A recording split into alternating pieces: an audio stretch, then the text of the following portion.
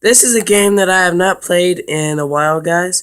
It's Midnight Club, and I should have shown you that. But anyway, this is what it looks like without everything on it.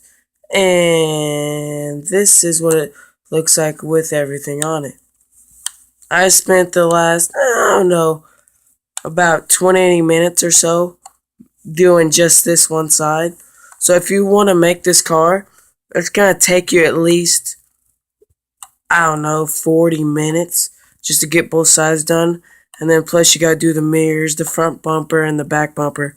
So yeah, it's a very busy process, but the outcome looks very cool. So I'll show you guys when it's all done, and I might even race with it. So this is it for this time.